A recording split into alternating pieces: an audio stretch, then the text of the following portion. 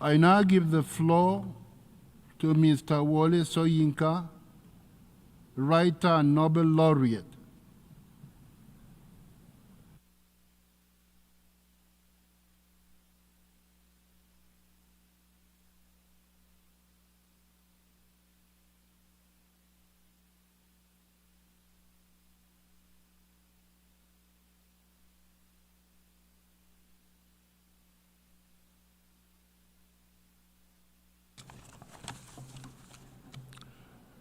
Good morning, Mr. President, honorable members of this Assembly. Time is short, thought much longer, the walk even longer.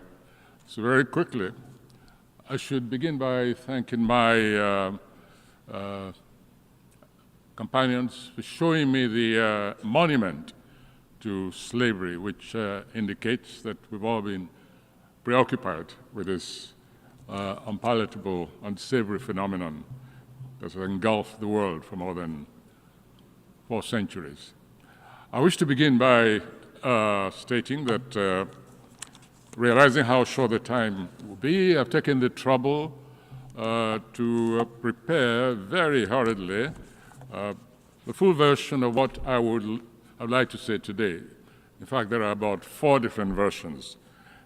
This one, which is entitled Sand Dune and Ocean Bed, the Quest for Reparatory Justice for a Global Atrocity, which is then summed up to some extent in the long version of this speech, of which only a small portion will be read to you. I wish to stress, however, 3 points in this tract. 1, everybody, I hope, is agreed that it is not yet over, by no means over. Slave markets thrive all over the African continent. I have here with me coming the special advisor to the president of my nation on diaspora matters, and the number of trips she's made to retrieve extant slaves from the African markets. I wish she had the opportunity to communicate those statistics to you. Even more critically, however, is the fact that there is a new form, difficult to detect in many areas of the continent, but one which we feel very powerfully a sinister development, which is the involvement of you and me as collaborators in the new form of slave trade and slavery, especially on the West African sub-region and in the East. And it takes the form of even a kind of gives a spurious credibility to the forebears of slave raiders, because at least they took some risks.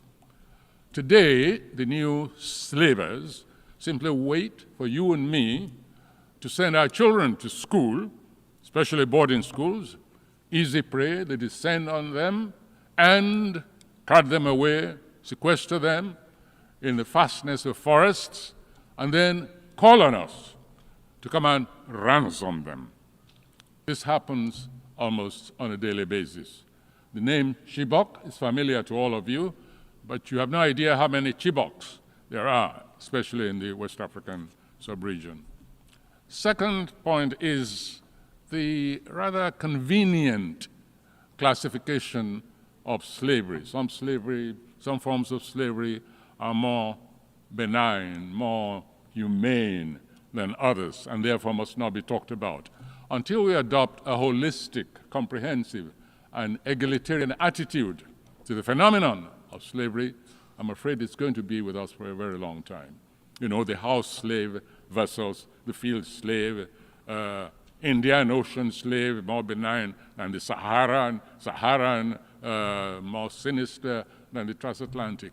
No, let us all agree that the phenomenon of slavery is contrary to humanity, and it has an egalitarian base, for the simple reason that the core of slavery is the robbery of human beings, races, communities, nations, of their right of volition.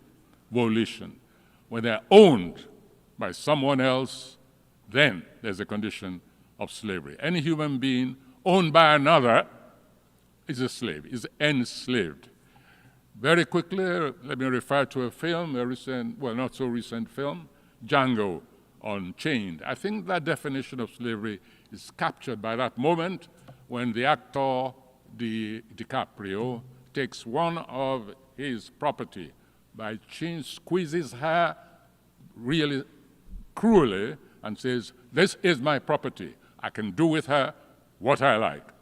Another episode was when this same character is prepared to forego, to lose some of his capital in the form of a fugitive slave by setting his bloodhounds to tear that slave to pieces, to indicate that, dead or alive, this thing, this object, even though it's walking on two legs, belongs to me. I can do what I like. And those forms of slavery still exist in many forms.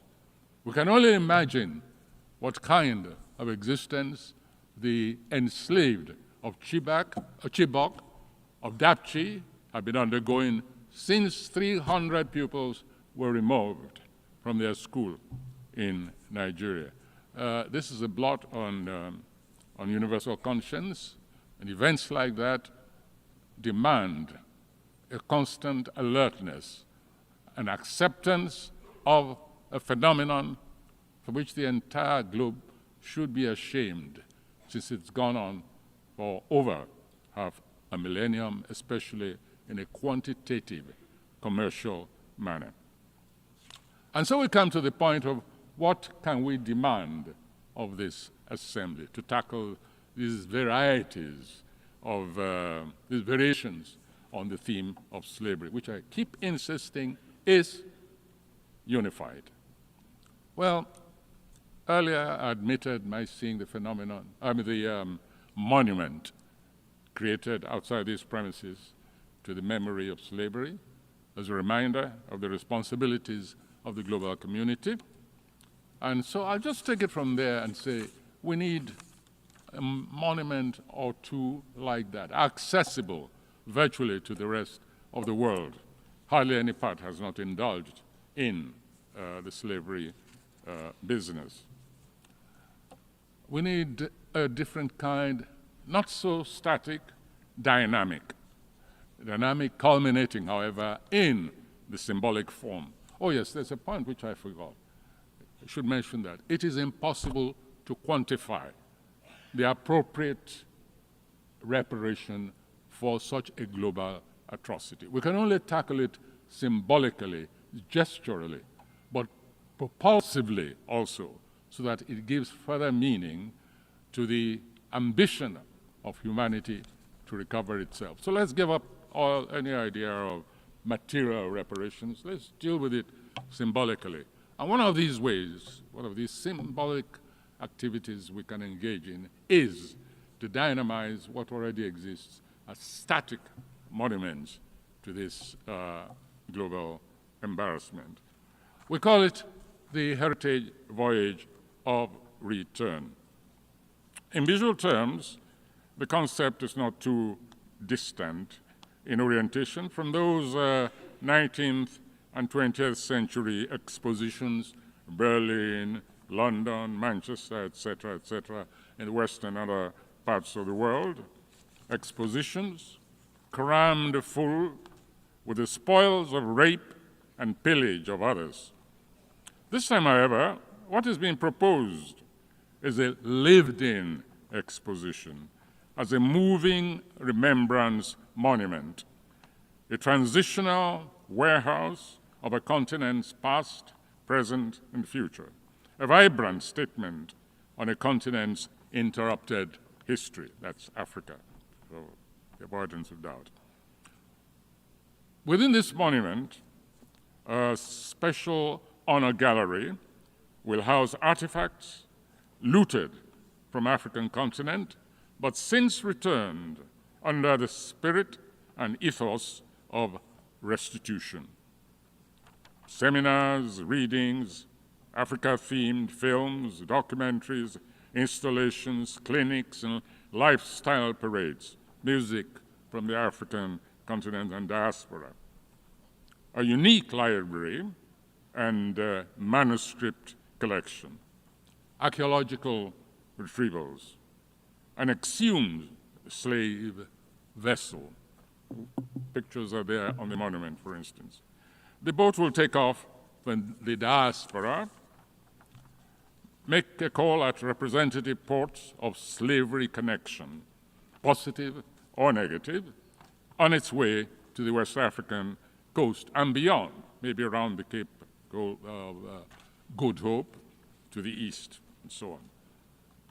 Primarily for descendants of the enslaved, it is also open to others, that is, others who are equally embroiled in the quest for a new humanity that embraces, not excludes, that is curious, not foreclosed, that still lays claim to conscience as a touchstone of the rational species. The nature of reparatory justice that befits the magnitude of slavery wrongs can only be symbolic, as I said earlier, gestural. Yes, but also morally and therapeutically propulsive, one that goes to the core of a continent's humanity, vividly expressed in its arts and spirituality. It is a symbolic voyage of return, one that stands to become an annual fixture. Effectively, it offers no more than a continuation of UNESCO's work on the roots of enslaved peoples, beamed deservedly at the African continent. The heritage voyage of return is a voyage of learning, leisure, and linkage. We call it the 3 L's. It is not only feasible, it is propulsive, it's imperative. Yes, we know such a voyage presumes to teach the world, to bring the world into confrontation with centuries of wrong and possibly a recovery of its own lost humanity. It, however, it is not designed, it's important, it's not designed to be a vessel of recriminations, but a floating vessel of peaceful options and neglected knowledge. Glorified tourism, perhaps, why not? But it is tourism with an attitude, as they say in this part of the world. This is a return, not just to a wronged continent, but a return of the world to its holistic potential, to what it can be, shorn of fixations, irrational concepts, embedded prejudice, lust for power and domination. It shall be manifested as a first furlong in a voyage towards, put simply, a reinsertion of human in that grossly depleted word, humanity. Thank you very much.